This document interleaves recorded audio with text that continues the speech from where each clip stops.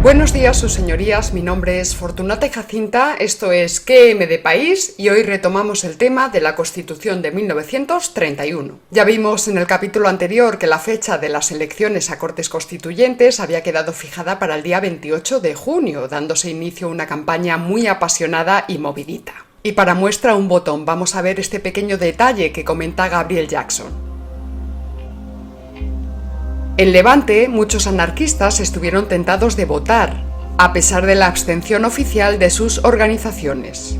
Sabiendo esto, los radicales de Lerroux y los radicalsocialistas de Marcelino Domingo trataron de atraerse los votos anarquistas, con promesas demagógicas y de marcada tendencia anticlerical.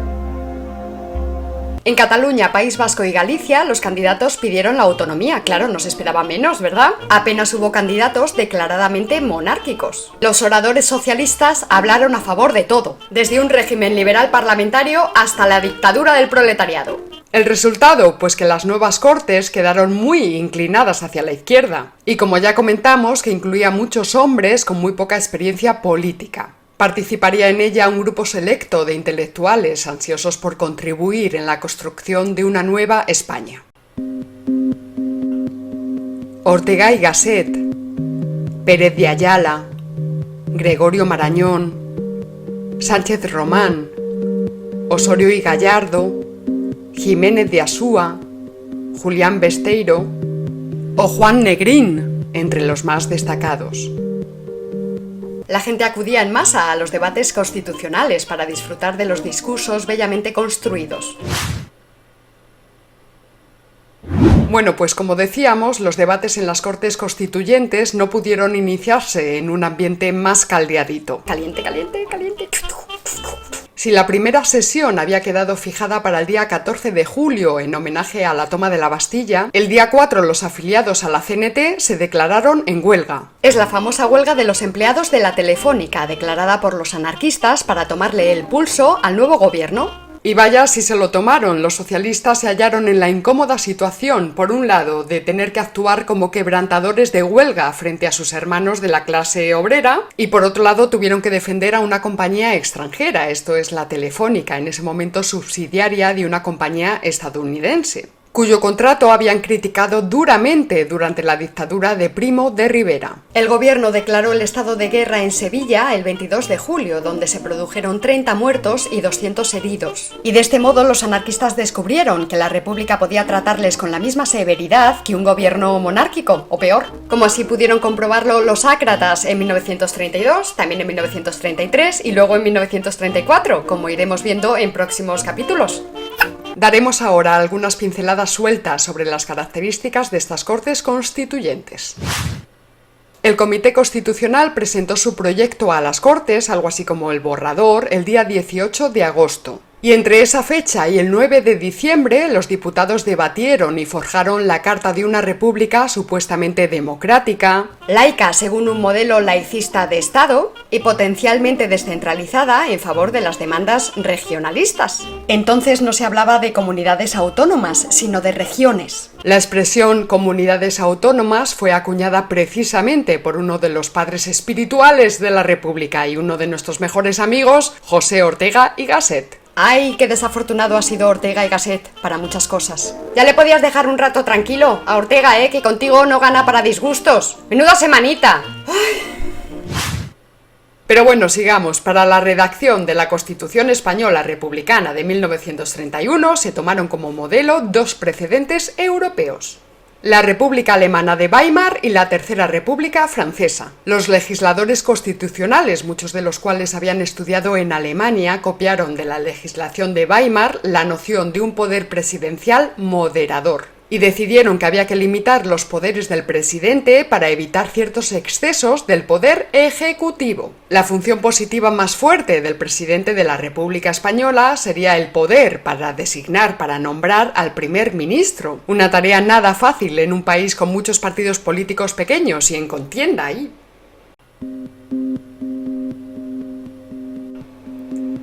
A este respecto, señaló Jiménez de Asúa que, puesto el foco en los precedentes europeos, no se consideraron las posibles analogías con las repúblicas hispanoamericanas, cuya experiencia sugería que el avance de la democracia política y económica requería un fuerte y afirmativo poder presidencial.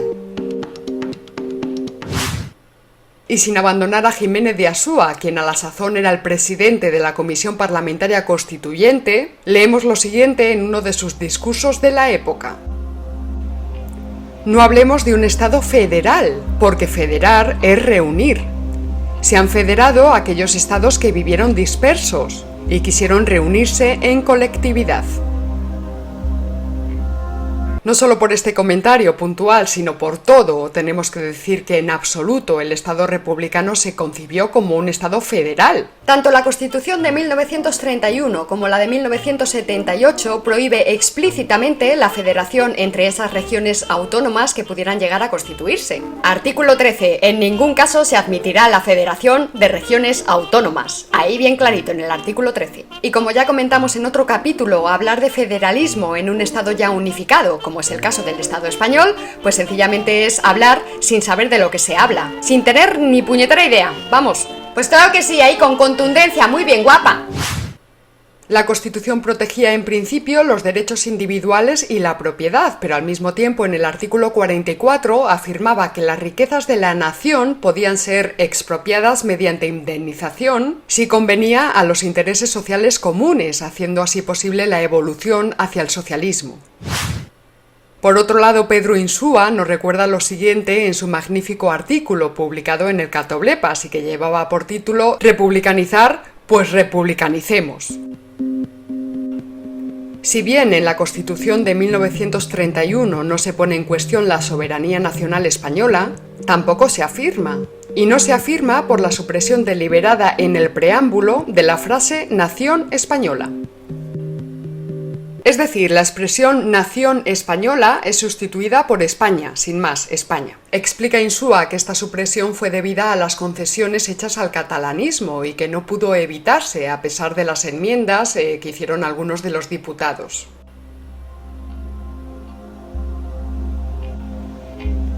Precisamente con este motivo, Menéndez Pidal publicó el 27 de agosto de 1931 un artículo titulado «Sobre la supresión de la frase nación española».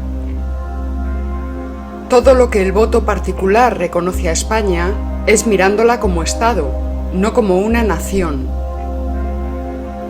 Pedro Insúa subraya que la mayoría de los diputados andaban más pendientes de la República que de España, olvidando las advertencias de Unamuno.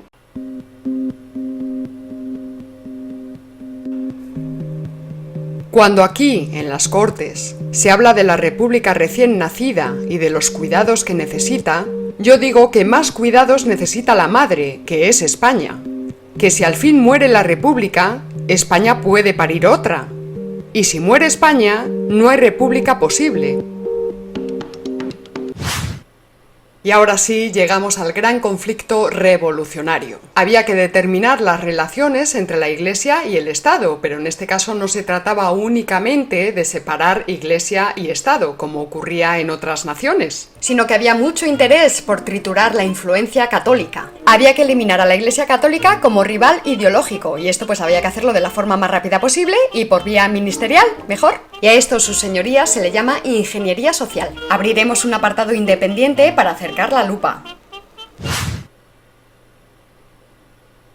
Recordemos que según el Concordato de 1851, el catolicismo romano era reconocido como la religión oficial de España. Pero el gobierno provisional de la República había decretado la libertad religiosa y más tarde la Constitución declararía que el Estado español no tenía religión oficial. El Vaticano protestó, pero una parte de los españoles católicos defendían la separación entre Iglesia y Estado. Apoyaban la laicidad del Estado, aunque no el laicismo, al tratarse de una ideología anticlerical y anticatólica en general. En los primeros debates sobre la Constitución, que en esas primeras etapas todavía conservaba un tinte moderado, se recogía efectivamente la separación entre Iglesia y Estado, así como la libertad de culto.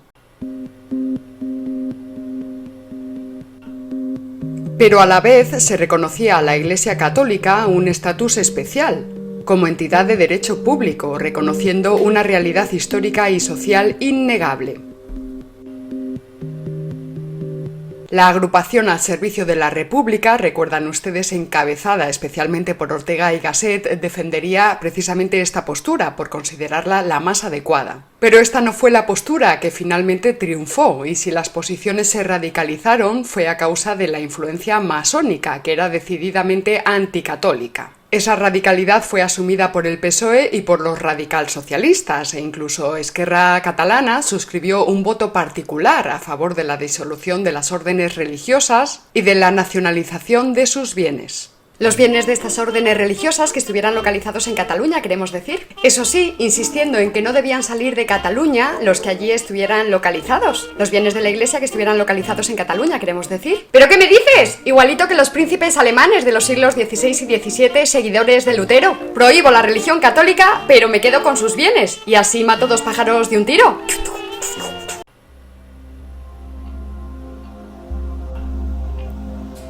Como ya vimos en el capítulo anterior, desde la proclamación de la República, la propaganda de las logias masónicas tuvo un tinte marcadamente anticlerical.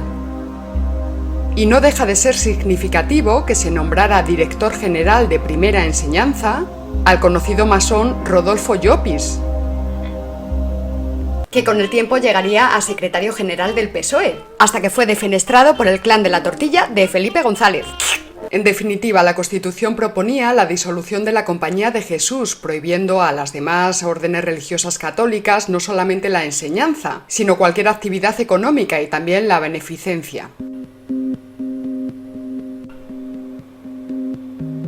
Y no olvidemos que si este tipo de medidas resultaron finalmente triunfantes en los debates sobre la Constitución, fue también debido a que los intereses de Manuel Azaña, político declaradamente anticlerical y empeñado en demoler las tradiciones católicas y españolas en general, casaban muy bien con los intereses masónicos.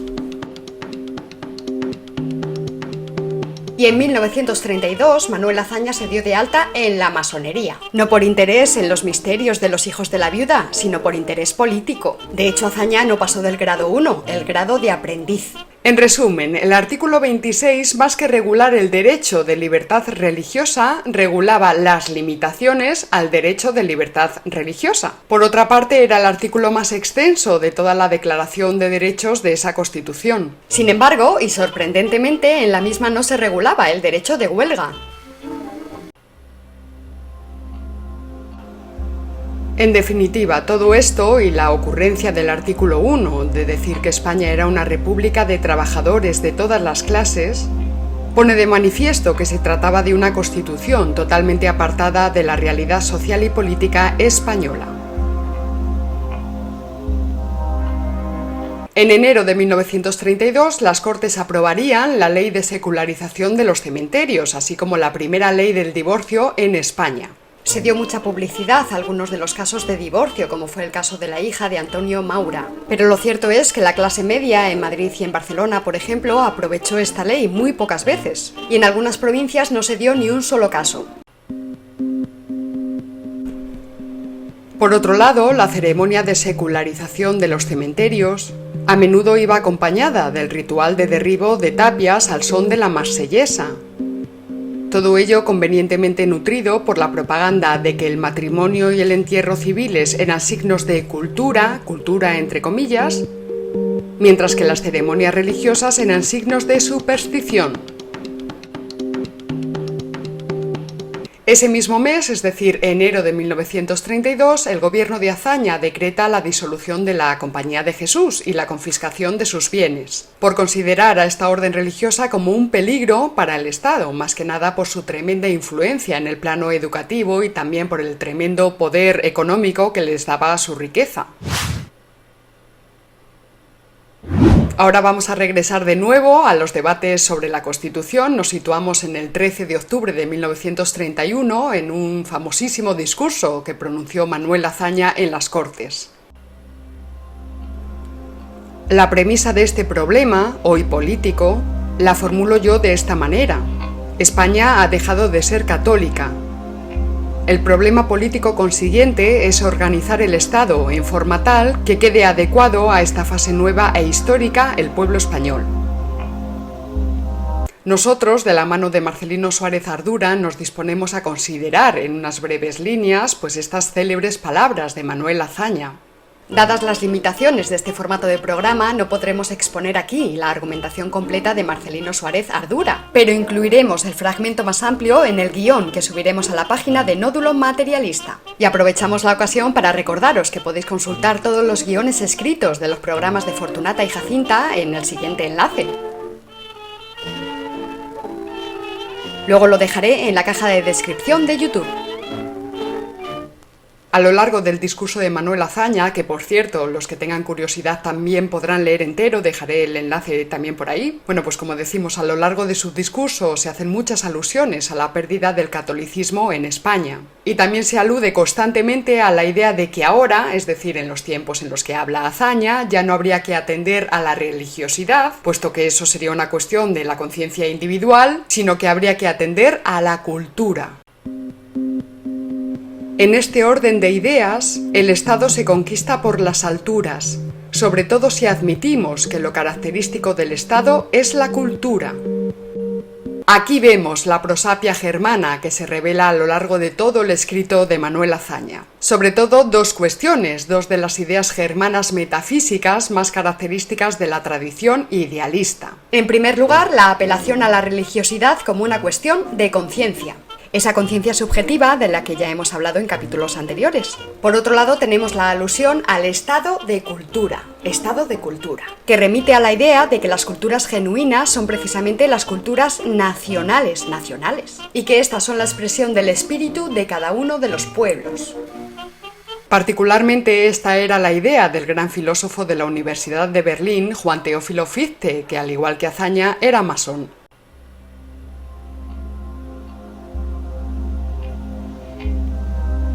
Fichte, Hegel y otros filósofos alemanes sostenían que existía tal cosa como el espíritu del pueblo y que éste soplaba sobre las naciones étnicas revelándoles su cultura.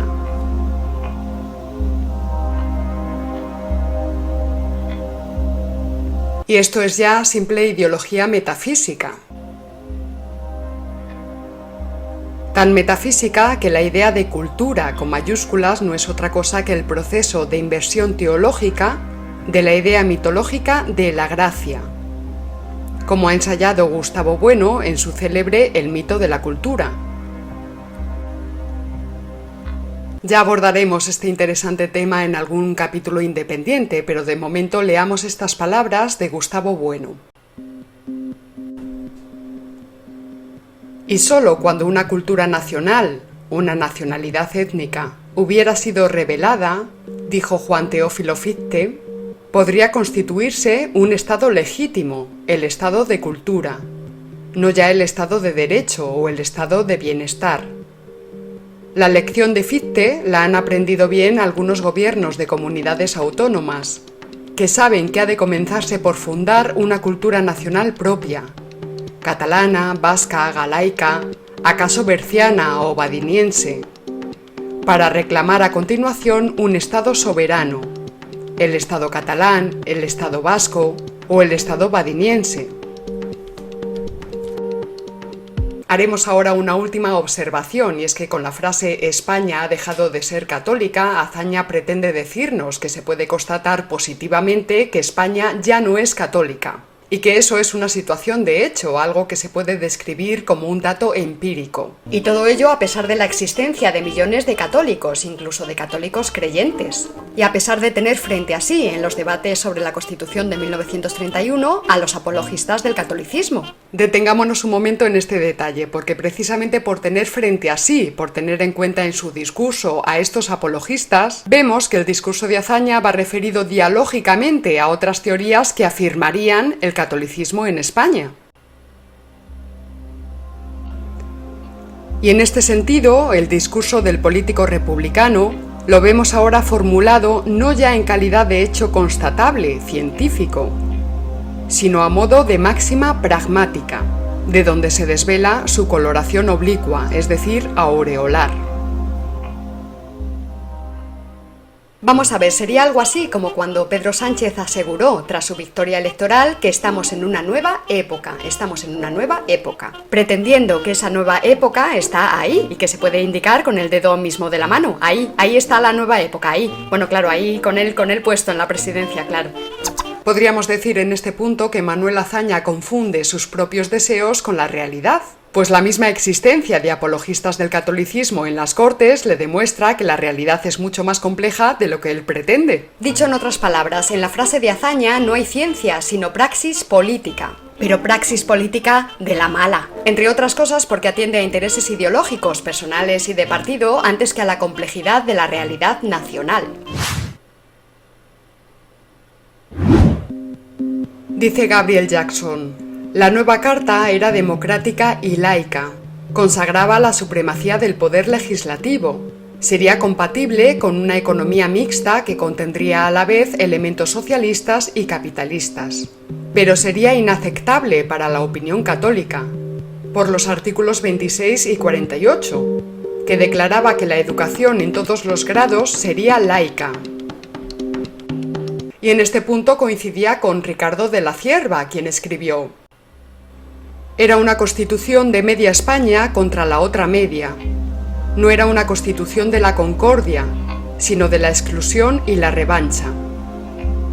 Ya hemos ido viendo cómo muchos intelectuales se sintieron profundamente decepcionados al ver la forma agresiva con que fue tratada la cuestión religiosa. Más teniendo en cuenta que la Iglesia Católica en España no se opuso de forma frontal al nuevo régimen, y que suponían una gigantesca fuerza social que se despreció de forma insensata. Ortega y Gasset aplaudía las cláusulas sociales, pero veía a la República minada por el espíritu de facción, a causa del exagerado regionalismo y el exagerado anticlericalismo. Pidió un Estado integral, superior a todo partidismo, y un partido de amplitud nacional, que dirigiera desde arriba la necesaria revolución.